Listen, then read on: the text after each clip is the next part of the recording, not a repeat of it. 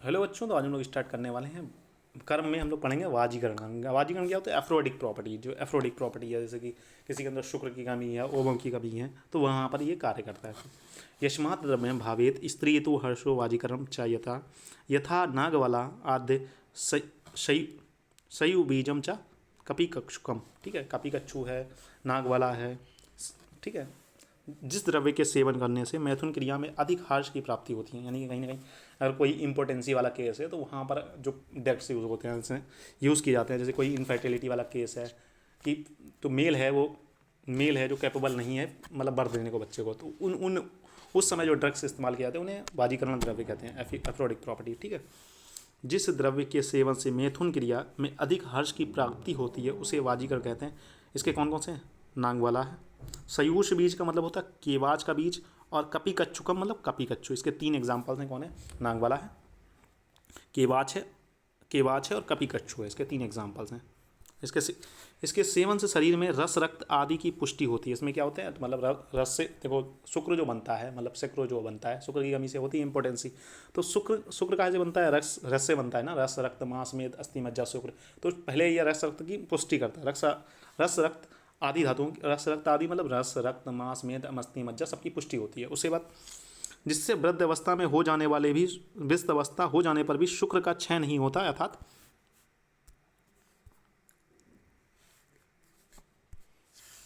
इसके सेवन से शरीर में रस रक्त आदि की पुष्टि होती है। ठीक है, इसमें रस रक्त मांस मेद अस्थि मज्जा शुक्र आदि बनता रहता है, जिससे वृद्धावस्था में हो जाने पर भी शुक्र का क्षय नहीं होता, अर्थात शुक्र क्षय के लक्षण शरीर में उत्पन्न नहीं होते। यह तीन प्रकार का होता है। ये तीन प्रकार से कार्य करते हैं। देखो, एक होता है शुक्र जनन मतलब शुक्र को बढ़ाएगा। प्रवर्तक, ठीक, शुक्र जनन क्या करेंगे? इट कॉजेज शुक्र वृद्धि, यानी कि कहीं ना कहीं sperm production by providing the nutrition to all tissues. मतलब ये कहीं ना कहीं स्पर्मेटोजेनेसिस को इंड्यूस करेगा, कहीं ना कहीं शुक्र को ज़्यादा मात्रा में बनाएगा। ठीक है, प्रवर्तक क्या करेगा? It facilitate the excretion of शुक्र ड्यूरिंग द क्वाइटस अशुगंधा है और कपि कच्छू है। इसमें ये क्या करते हैं? मांस हो गया, घृत हो गया, दुग्ध हो गया। इसके तीन प्रकार के होते हैं। देखो, या तो देखो इम्पोर्टेंसी तीन कारण से हो सकती है। तीन कारण से होते हैं। या तो हो सकता है शुक्र बन ही ना रहा हो, या हो सकता है उसका शुक्र सही से निकल ना रहा हो। तो पहले हम लोग दो को पढ़ते हैं। तो पहले ये शुक्र जनन में क्या मतलब होता है? ये शुक्र का प्रोडक्शन कराएगी कहीं ना कहीं। जैसे शुक्र शरीर में बहुत कम है तो उसका प्रोडक्शन कराएगी। प्रवर्तक क्या करेगी? कभी कभी ऐसा कंडीशन आ जाती है शुक्र किसी वजह से नहीं निकल पा रहा, तो ये प्रवर्तक मतलब शुक्र को उस जगह पहले क्या करेगी? बनाएगी। ठीक है, हाई अमाउंट में शुक्र को बनाएगी। दूसरी क्या करेगी? जो जो मतलब लो अमाउंट में उसका जो फैसिलिटेशन है, यानी कि जो बाहर निकलने की प्रक्रिया है, वो ज़्यादा अमाउंट में करेगी। ठीक है, तो उससे इंपॉर्टेंसी खत्म होगी। ठीक, तो इट कॉजेज द शुक्र वृद्धि by providing nutrition to all the tissues, मतलब मांस मतलब सारे टिश्यूज़ को ये कहीं ना कहीं न्यूट्रिशन प्रोवाइड करे। जैसे क्या होगा? शुक्र ज़्यादा मात्रा में बनेगा। दूसरा क्या है? प्रवर्तक, it facilitates excretion of the शुक्र ड्यूरिंग इट्स क्वाइटस, यानी कि मैथुन क्रिया के समय, मैथुन क्रिया के समय ये शुक्र को निकालने में मदद करता है। जैसे कि अशुगंधा हो गया, कपि कच्छू हो गया। इसके दो एग्जाम्पल्स हो गए। तीसरे होते हैं जनक और प्रवर्तक। जनक प्रवर्तक क्या होते हैं? ये दोनों काम एक साथ करेंगे, बोध वर्क। देखो, एक बना रहा था, एक निकाल रहा था, ये दोनों काम करेंगे। इसमें माश हो गया, उड़द, गोघृत हो गया, फलघृत हो गया इत्यादि। डिफरेंस बिटवीन, अब हम लोग रसायन और वाजीकरण, देखो रसायन और वाजीकरण एक जैसे लगते हैं। ठीक है, अब रसायन और वाजीकरण में क्या क्या अंतर है उनको हम दो पॉइंट में सीधे समझने की कोशिश करेंगे। ठीक है, तो क्या हो गया? एक हो गया जनन, एक हो गया प्रवर्तक, एक हो गया जनन प्रवर्तक, दोनों का काम करते हैं। तो गोघृत हो गया, फलघृत हो गया। जैसे मतलब गोघृत हो गया तो ये क्या करते हैं?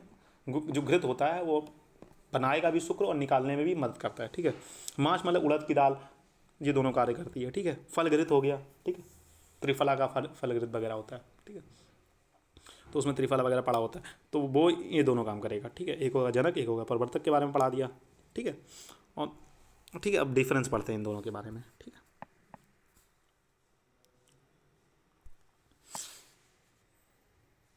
action of rasayan last longer than their use, increases strength of the body, nourishes and gives it stability as a secondary effect.